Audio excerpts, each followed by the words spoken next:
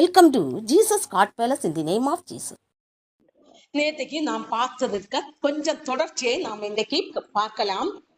தேவன் எப்படிப்பட்டவர், நமக்கு தேவன் யார் என்று நாம் அறிந்திருக்கிறோம். ஆனால் அநேகருக்கு தேவன் எப்படிப்பட்டவர் என்று தெரிவதில்லை. அவரை நல்லவர் என்று பார்க்கிறோம், வல்லவர் என்று பார்க்கிறோம், அவர் மகிமையானவர் என்று பார்க்கிறோம், அவர் உயர்ந்தவர் என்று பார்க்கிறோம், உண்மையானவர் என்று பார்க்கிறோம், சர்வ வல்லவர் என்று பார்க்கிறோம், சர்வ சிருஷ்டிக்கும் தேவன் என்றும் பார்க்கிறோம். ஆனால் அவர் நம்மை நடத்துகிற விதம் எப்படி என்று அநேகருக்கு தெரிவதில்லை. அவர் எப்படியாக நம்முடைய வாழ்க்கையில் நடத்தி செல்கிறார் என்றும் நாம் அறியாதவர்களாக இருக்கிறோம். ஆகவே நாம் இன்றைக்கு அதை குறித்து தொடர்ச்சியாக பார்க்கிறோம். சங்கீதம் 47 2ஆம் வசனத்தை நாம் பார்க்கும்போது, உன்னதமானவராகிய கர்த்தர் பயங்கரமானவரும் பூமியின் மீதங்கும் மகத்துவமான ராஜாவுமாயிருக்கிறார். அவர் சாதாரண தேவன் அல்ல, அவர் மகத்துவமான தேவன் மட்டுமின்றி அவர் பயங்கரமான தேவனுமாயிருக்கிறார். நாம் நம்முடைய வாழ்க்கையில் அறிவில்லை என்றால் மற்றவர்கள் இயேசு கிறிஸ்துவை குறித்து எப்படியாக சொல்வார்கள் என்றால், அவர் அன்பானவர், அவர் நல்ல தேவன், நீங்கள் ஆண்டவரை நோக்கி பார்ப்பீர்களானால் அவர் உங்களுக்கு நன்மை செய்கிற தேவனாக இருக்கிறார் என்று நாம மற்றவர்களுக்கு நாம எடுத்து சொல்கிறோம். அவர் நன்மைகளின் நாயகன், நம்மை மீட்டுக் கொண்ட கல்வாரி நாயகன். எனினும் அவர் சில நேரங்களில் பயங்கரமான தேவனாய் இருக்கிறார். பூமியின் மீது மகத்துவமான ராஜாவுமாய் இருக்கிறார். இந்த பூமி அவருடையது. அவர் சிருஷ்டித்த இந்த பூமிக்கு அவர் மகத்துவமான ஒரு ராஜாவாக இருக்கிறார். கர்த்தாவே, அப்படியாக சங்கீதம் 38:1 நாம் பார்க்கும்போது, கர்த்தாவே உம்முடைய கோபத்தினால் என்னை கடிந்து கொள்ளாதையும் உம்முடைய உக்கிரத்தில் என்னை தண்டியாதையும். சில நேரங்களில் தேவன் நம்மை தண்டிக்கிறவராக இருக்கிறார். நாம் சில நேரங்களில் சில தவறுகள் செய்யும் போது அவர் நமக்கு எச்சரிக்கை கொடுக்கிறவராக இருக்கிறார். ஆனால் சில நேரங்களில் நாம் எச்சரிப்பை மீறியில் நாம் கடந்து செல்லும் போது நம்மை தண்டிக்கிற தேவனாக இருக்கிறார். தேவன் தண்டித்தார் என்றாலும் நம்மை அரவணைக்கிற தேவனாகவும் இருக்கிறார். அவர் காயம் கட்டுகிற தேவன், அடித்து காயம் கட்டுகிற தேவனாகவும் இருக்கிறார். அப்படியாகத்தான் இங்கே சொல்லப்பட்டிருக்கிறது, கர்த்தாவே உன்னுடைய கோபத்தினால் என்னை கடிந்து கொள்ளாதே.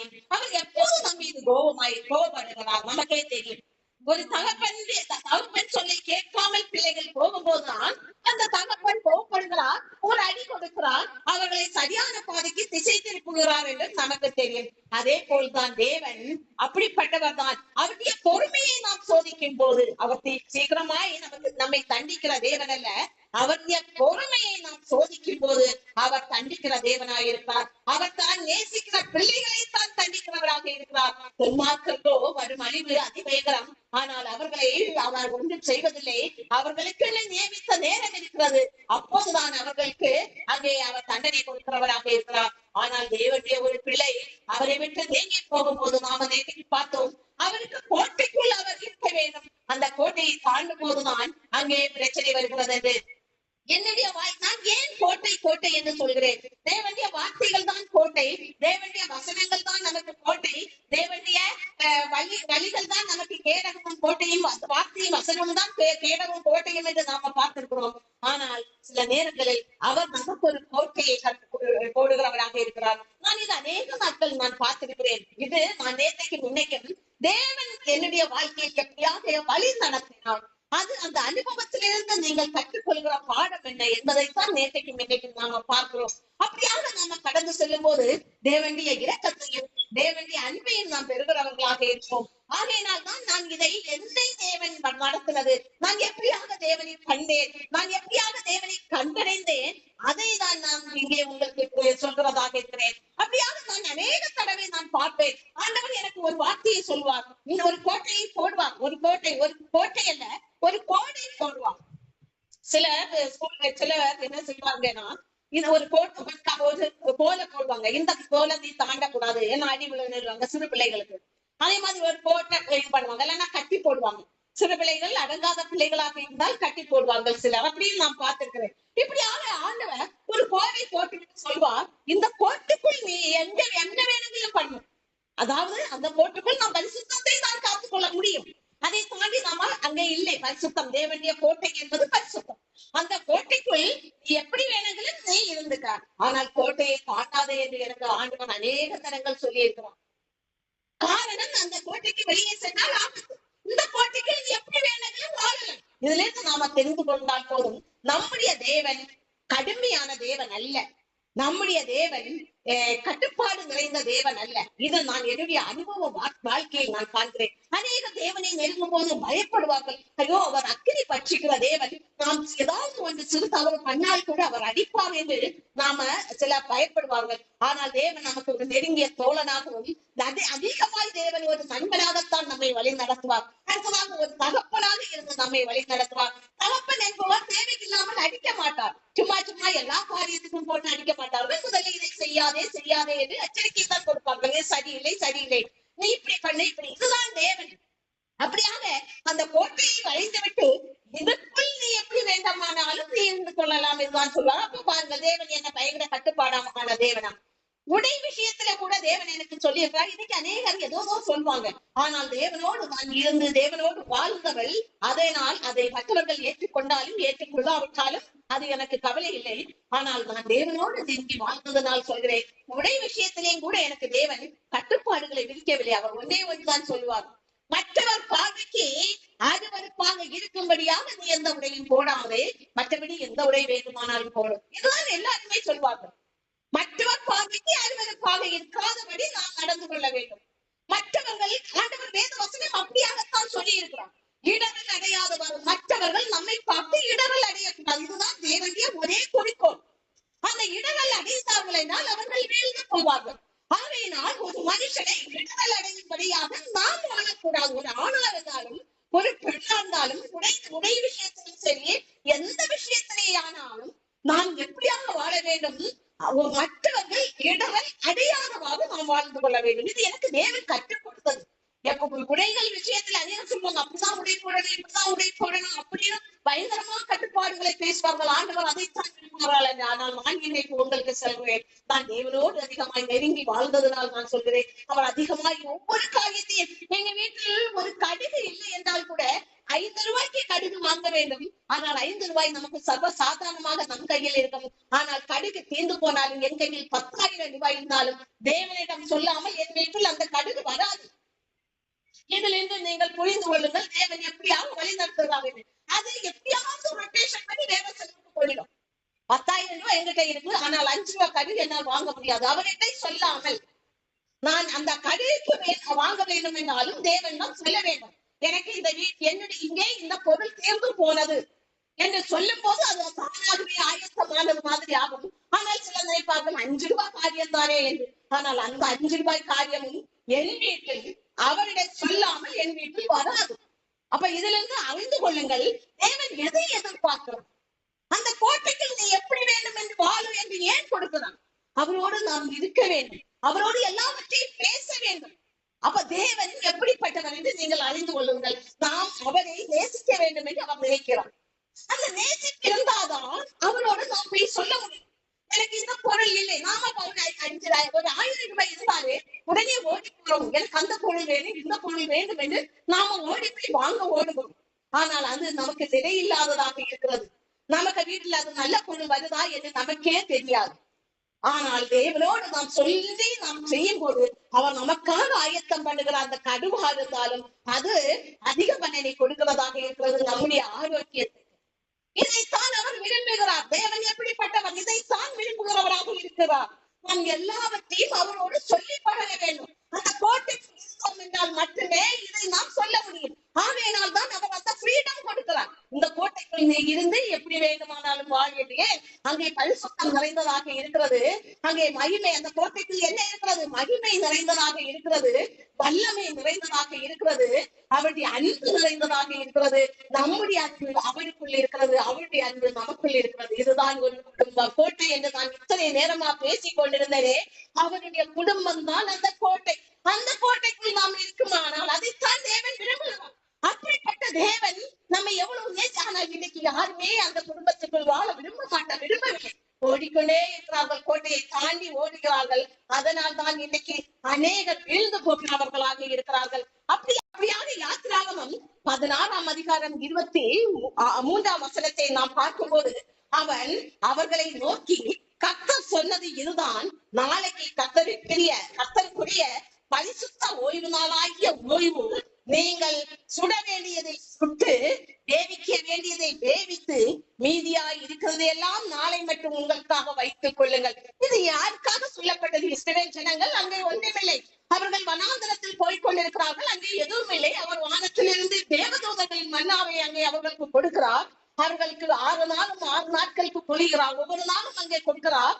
ஆனால் 7ஆம் நாள் ஓய்வு நாளை அவர் அங்கே கடைபிடிக்கிறார். அதனால் கோட்டைக்குள் இருக்கிறவர்கள் அதை கடைபிடிப்பார்கள், அவருடைய வார்த்தைக்கு செவி சாய்ப்பார்கள். ஆகையினால் தான் அவர்களுக்கு ஃப்ரீடம் கொடுக்கிறோம். நாம பயப்பட தேவையில்லை. அவருடைய கோட்டைக்குள் இருந்தால் அவரோடு உரிமையாக போய் கேட்கலாம். சில நேரம் அவர் கட்டுப்பாடுகள் வைத்திருப்பார், இது வேண்டாம் என்று. ஆனால் நமக்கு ஆசை வரும்போது, ரொம்ப வேண்டும் என்கிற ஒரு நிலை வரும்போது அவரிடம் போய் நாம கெஞ்சி கேட்போம் என்றால் அதிலும் நல்லதை நமக்கு பொறுக்கி கொடுக்கிறவராக இருக்கிறார். பாருங்க, அப்ப நம்முடைய மன விருப்பத்தை அங்கேதான் செய்கிறார். தேவன் மன விருப்பத்தை செய்கிற தேவன் என்று நாம பார்க்கிறோம். அவருடைய கோட்டையில் இருக்கும் போதுதான், அதாவது அவருடைய குடும்பத்துக்குள் நாம் இருப்போம் என்றால் நம்முடைய மன விருப்பத்தையும் அவர் நிறைவேற்றி தருகிறவராக இருக்கிறார். நம்முடைய மன மகிழ்ச்சி தான் தேவனுடைய மன மகிழ்ச்சி. ஒரு துணி எடுக்கட்டு, அந்த துணி எடுத்தாலும் துணி எடுக்கிறதுக்கு முன்னாடி நான் ஆண்டவர்கிட்ட கேட்பேன், எனக்கு இந்த துணி வேண்டும் என்று கேட்பேன். ஏன் உங்களுக்கு இதை கற்றுத் தருகிறேன்? நீங்கள் ஆண்டவரோடு நீங்கள் நடைபெற வேண்டும், அப்படி அன்பை ருசிக்க வேண்டும். அந்த துணி வாங்குறதுக்கு முன்னாடி அவர்கிட்ட கேட்பேன், உங்களுக்கும் பிடிக்க வேண்டும், எனக்கும் பிடிக்க வேண்டும். அப்ப பாருங்க, அப்ப நம்முடைய மன விருப்பமும் அவருடைய மன விருப்பமும் அங்கே ஒன்றாகிறது. அந்த ஒன்றான வாழ்க்கைதான் ஒரு மகா பெரிய மகத்துவத்தை நம்முடைய வாழ்க்கையில் கொண்டு வரும். ஒரு ஒன்றான மன கருத்துள்ள ஒரு குடும்பம் தான் சந்தோஷமாக இருக்கும். ஒரு குடும்பத்தை எடுத்துக்கொள்வோம், அங்கே ஒரு மன ஒற்றுமை இருந்தால்தான் அந்த குடும்பம் சந்தோஷம் நிறைந்ததாக இருக்கும். அந்த சந்தோஷம் நமக்கும் தேவனுக்குள் இருக்க வேண்டும் என்றால் அவருடைய கருத்தும் நம்முடைய கருத்தும் ஒன்றாக இருக்க வேண்டும். அப்படியாகத்தான் நான் தேவனோடு சொல்வேன், ஆண்டவரே, ஒரு பொருள் வாங்கினாலும் அது உனக்கும் பிடிக்க வேண்டும், எனக்கும் எங்களுக்கும் பிடிக்க வேண்டும். அதுதான் அந்த ஒத்த கருத்தை அவர் விரும்புகிறவராக இருக்கிறார். அதுதான் தேவனுடைய மனமகிழ்ச்சி. அந்த குடும்பத்தில் தான் மனமகிழ்ச்சி நிறைவே இருக்கிறது.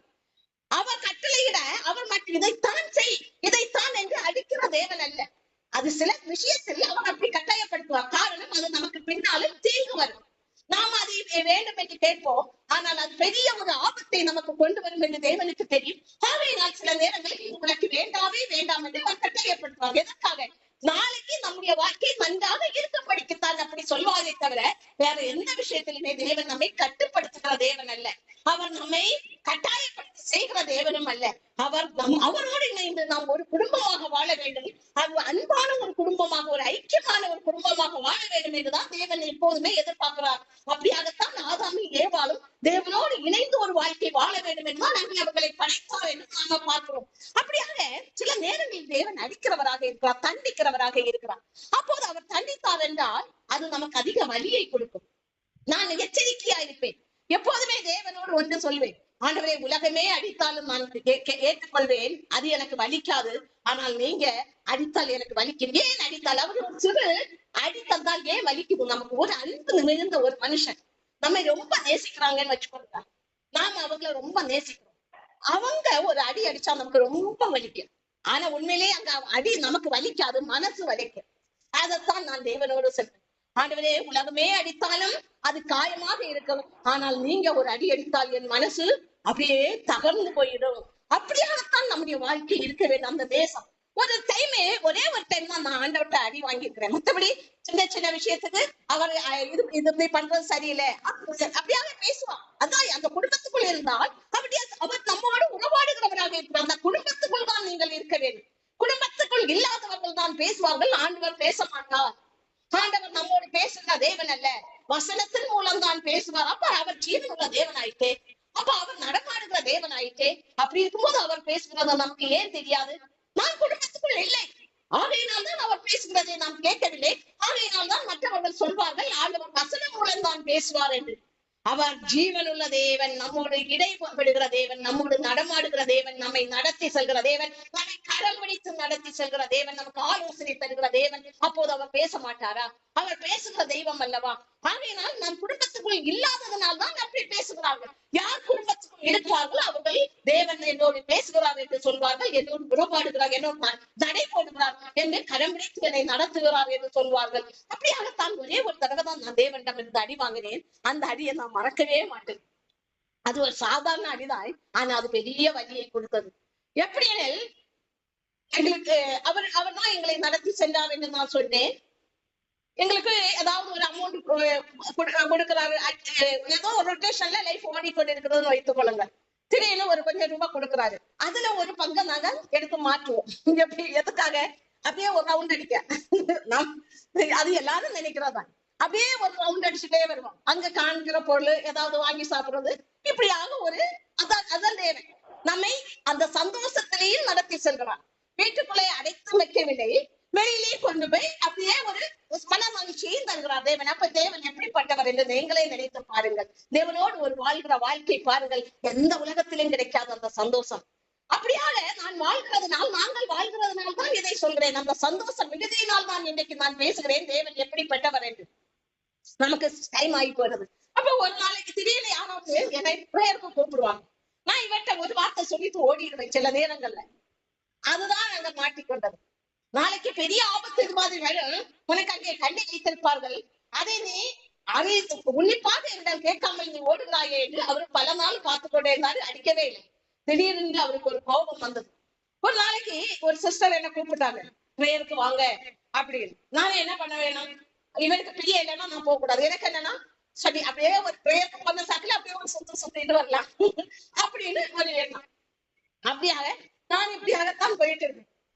அன்றைக்கு நான் ஒரு தரிசனம் பார்த்தேன். அவர் ஒரு குச்சி எடுத்தாரு, நான் தான் ஓடினேன். இது நான் தெல்ல தெளிவாக பார்த்த ஒரு தரிசனம். அவர் ஒரு குச்சி எடுக்கிறாரு, நான் ஓடினேன். ஆனா நான் என்ன நினைக்கிறேன், அவர் என்ன நான் தான் சரியா பிரேயர்ல சரியா இருக்கிறேன், எல்லா விதத்திலையும் சரியா இருக்கிறேன், அவருக்கு கீழ்ப்படிந்து இருக்கிறேன், அவருக்கு பிரியமா நடக்கிறேன். அப்படி இருக்கும்போது நான் என்ன எதுக்கு அவர் அடிப்பாரு அப்படின்னு எனக்குள்ள ஒரு எண்ணம். ஆனா எங்க பையன்கிட்ட நான் என்ன சொல்றேன், அவன் எங்களை மாதிரி ஜெபிக்க மாட்டான், ஜெபிப்பான், பாஸ்டிங் பிரேயர் இப்படி எல்லாம் பண்ண மாட்டான். மத்தபடி ஆண்டவருக்கு முதலிடம் கொடுப்பான், எல்லா விஷயத்துக்குமே பயங்கர விசுவாசம் இருக்கு அவனுக்கு. அதாவது ஒரு பிரச்சனை வந்தா கூட அவன் முதல்ல சொல்றது ஆண்டவர் பார்த்துக் கொள்வார். இந்த வார்த்தை தான் அவனுக்கு மெயினா வரும்.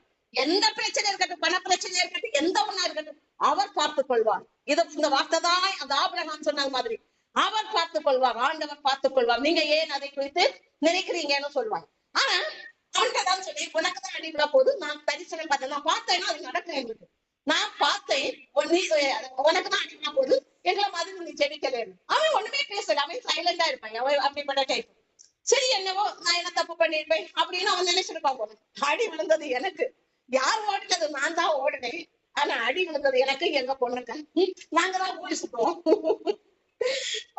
அடி வாங்கிட்டு சிரிக்கிறீங்கன்னு சொல்லுவீங்க, ஆனா அவருடைய அன்பின் நிமித்தம் நான் சிரிக்கிறது. அடி விழுந்தது எப்படி என்றால், பார்த்து ஒரு 2 வாரம் ஆகிறதுக்கு முன்னாடி நான் காய்ச்சல், ரொம்ப காய்ச்சல், படுத்துட்டேன். ஒரு அடி எடுத்து வைக்க முடியல. பிள்ளைங்க காலேஜ் போயிட்டாங்க, வீட்டுல யாருமே இல்ல, நான் படுத்துட்டேன். ஆனா எனக்கு உண்மையிலே அந்த டைம்ல வந்து டெங்கு, சிக்கன் குனியா இதெல்லாம் பயங்கரமா பரவி கொண்டிருந்தது காலகட்டம் 2019 நினைக்கிறேன், கொரோனாவுக்கு முன்னாடி. எனக்கு சுத்தமாவே முடியல, ஒரு அடி எடுத்து வைக்க முடியல. அவங்களை எப்படியும் அனுப்பிவிட்டேன், படுத்துட்டேன். ஆனா எனக்கு தெரியும் ஏதோ எனக்கு பாதிப்பு வந்ததுன்னு தெரியும். அவர் ஏன் அடித்தார்? இவ்வளவு பாதிப்பு இந்த உலகத்துல நடந்து கொண்டிருக்குது, ஆபத்தை உணராமல் நீ ஓடிக்கொண்டிருக்கிறாயே என்று பின்னாடி வரும் ஆபத்துக்கு அப்போது அடி வாங்கினது. பெரிய ஒரு கொரோனா வருகிறது என்று அவருக்கு தெரியும். அந்த எண்டுல தான் 2019 எண்டு, 2020 கொரோனா நமக்கு வெளிப்படுது. அப்ப அந்த பெரிய ஒரு ஆபத்து வரப்போகிறது, உயிர்கொல்லி ஆபத்துகள். அதற்கு முன்பாக நீ இவ்வளவு அசட்டைத்தனமாய் ஓடிக்கொண்டிருக்கிறாயே என்று ஒரு அடி அடிக்கிறார். அந்த பெரிய ஆபத்துக்கு முன்னாடி நம்மை காத்துக் கொள்ள வேண்டும், அவருடைய சட்டைகளில் மறைய வேண்டும். அதற்காக அப்போது அன்னைக்கு சுத்தமாவே என்னால முடியல, அப்படியே படுத்துட்டேன். ஒரு டிராப் தண்ணி என்னால வாயில வைக்க முடியல. ஆனா ஒரு கொஞ்சம் கூட பலவீனம் ஆகல. நான் அவர்கிட்ட ஒன்றே சொன்னேன், ஆண்டவரே எங்க வீட்டுல உள்ளவங்க வெளியே போயிருப்பாங்க, வீட்டுல வருமல, எனக்கு சரீரத்துல எதுவும் ஆகக்கூடாதுன்னு சொன்னேன். ஆனா அதுக்கு முன்னாடி அவர் தூக்குனார், என்ன கரங்களை ஏந்திரதா பார்த்தேன். பாருங்க தேவன் எப்படிப்பட்டவர், யாருமில்லா நேரங்களில் உதவி செய்கிற தேவன். அவர் கரத்துல தூக்குறாரு. அப்பதான் எனக்கு தெரியும் எனக்கு ப்ராப்ளம் என்று, எனக்கு அப்பதான் தெரியும். ஆனா கடைசியில பிள்ளைங்க எல்லாரும் வந்தாங்க ஹாஸ்பிட்டலுக்கு. எனக்கு ரொம்ப காய்ச்சல், ஹாஸ்பிட்டல் போகணும்னாங்க. நான் இல்ல, நான் வரல, அவர் சரி பண்ணுவாரு. அதற்காக நான் சொல்ற மாதிரி நீங்க கேட்காதீங்க. அது அந்த டைம்ல நான் அப்படி பேசினேன். ஆனால் எனக்கு காய்ச்சல் மாறி போயிடுச்சு. ஆனால் அதுக்கு பின் விளைவு பாருங்க. நானு 3 நாள் உடம்பு நல்லா ஆயிடுச்சுன்னு வீட்டுல இருந்த பெண்டிங்ல இருந்த கிளாத் எல்லாம் வாரி போட்டு துவைச்சு அந்த தண்ணியிலே நின்று வீடெல்லாம் சுத்தம் பண்ணி இப்படி எல்லாம் பண்ணிட்டு இருந்தேன். அது எனக்கு அந்த நேரத்துக்கு தான் எனக்கு ஆரோக்கியத்தை கொடுத்தாரே தவிர என்னுடைய சரீரத்துக்குள் அதன் எஃபெக்ட் இருக்கிறது என்று எனக்கு தெரியாமல் நான் அந்த காரியங்களை செய்தேன். அதன் நிமித்தம் பெரிய பிரச்சனை, என் சரீரம் எல்லாம் ரொம்ப பலவீனமாய் போனது. வலி, மத்தபடி பலவீனம் குறையவில்லை, ஆரோக்கியம் இருக்கிறது, வலி தாங்க முடியல, உடம்பெல்லாம் வலி, முட்டு முட்டு வாக்குல நரம்புகள் பாதிப்புகள் இப்படி எல்லாம் பயங்கர இது. ஆனால் ஒன்றே மட்டும் அவர் சொன்னார். என்ன சொன்னார் தெரியுமா? அதுதான் உங்களுக்கு நான் இங்கே சொல்றேன். அடித்து விட்டு தாங்கினார், தாங்கி விட்டு சொன்னார், நான் தீர்க்க மாட்டேன், நீ ஜெபம் பண்ணி தீர்த்துக் கொள் என்று சொன்னார். இததான் நான் இங்கே பேச வந்தேன். அவர் பல தடவை என்னை நான் சடனா ஓடுகிறதை ஆபத்து இருக்கிறது என்று அறியாமல் இவள் ஓடிக்கொண்டிருக்கிறாளே, என்னை கோட்டையை தாண்டவில்லை. நான் ஜெப காரியத்துக்கு தான் யாராவது கூப்பிட்டால் போகிறேன். அது கூட தேவன் விரும்பவில்லை. சில நேரங்களில் அது பெரிய கன்னியாக நமக்கு மாறும். அந்த கன்னியில் நாம் சிக்காமல் இருப்பதற்காக ஆண்டவர் என்ன செய்கிறார்? இங்கே ஒரு அடி தந்துவிட்டு என்கிட்ட சொன்ன வார்த்தை, நீதான் ஜெபம் பண்ணி தீர்க்க வேண்டும், நான் இதை தீர்க்க மாட்டேன் என்று. அந்த பலவீன நேரம் அடுத்த அவளுக்கு எங்க பொண்ணு உடம்பு சரியில்லாம இதே பாதி போகும். அந்த பலவீனத்துல என்ன வெயில்ல துரத்தினார் ஒரு விஷயத்துக்கு. நான் வெயில்ல கலைந்து போக வேண்டிய நிலை இந்த பாதிப்புல நீ அப்படிதான் இருக்கும் போதுதான் அந்த வலி தெரியும். இரண்டாவது, எனக்கு இந்த பலவீனம் தீர்வதற்கு 2 வருடங்கள் ஆகிவிட்டது. இப்போதும் எனக்கு கை நரம்புகள் அப்பப்பா வலிக்கும். பாருங்கள், அடித்து விட்டு இதான் சொன்னாரு. எல்லாரும் நினைக்கலாம் எல்லாருக்கும் வந்ததானே டெங்கு என்று. அவர் அறியாமல் நம் சரீரத்தில் ஒரு முடி கூட கீழே விழாது. தரிசனம் பார்த்தேன், அதற்கு பிற்பாடுதான் என்று வந்தது. அதற்கு பிற்பாடு அவர் சொல்கிறார், நீ தான் தீர்க்க வேண்டிய. எப்படி? நான் ஜெபம் பண்ணி தான் தீர்க்கணும். நான் தான் வருத்தி வச்சேன். ஆகையினால் தேவனுக்கு கோபம் வந்தால் அவர் மெதுவா நம்மை டச் பண்ணாலும் அது நமக்கு பெரிய வலியை கொடுக்கும். ஆகையினால் தேவன் எப்படிப்பட்டவர்? அவருடைய குடும்பத்துக்குள் இருக்கும் போது அந்த மனமகிழ்ச்சியில் நாம் வாழும் போது நம்முடைய வாழ்க்கை நன்றாக இருக்கிறது.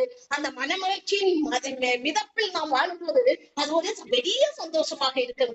ஆகையினால் தேவனோடு நீங்கள் வாழ பண்ணுங்கள். அவருடைய குடும்பத்துக்குள் இருங்கள், வெளியே போகாதீர்கள். நீங்கள் அவருடைய கோட்டைக்குள் இருப்பீர்கள் என்றால் உங்களுக்கு ஃப்ரீடம் இருக்கும். எந்த கட்டுப்பாடும் வைக்க மாட்டார். ஒரு லிமிட். மற்றவர்கள் இல்லை இடர்கள் அடையாதவாறு, மற்றவர்களுக்கு தீமை இல்லாதவாறு, மற்றவர்களுக்கு நம் நிமித்தம் தீங்கு வராதவாறு நாம் அப்படிப்பட்ட ஒரு வாழ்க்கை வாழ்வோம் என்றால் நமக்கு ஃப்ரீடம் தான். இதை விட ஃப்ரீடம் நமக்கு வாழ்க்கையில என்ன இருக்கிறது? அப்படிப்பட்ட தேவன் அவர் எப்படிப்பட்டவர் என்று பார்த்தோம் இல்லையா? இந்த தேவன் எப்படிப்பட்டவர் என்று நீங்கள் இப்போது அறிந்து கொண்டிருப்பீர்கள். அவர் நல்ல தேவன் தான், வல்ல தேவன் தான்.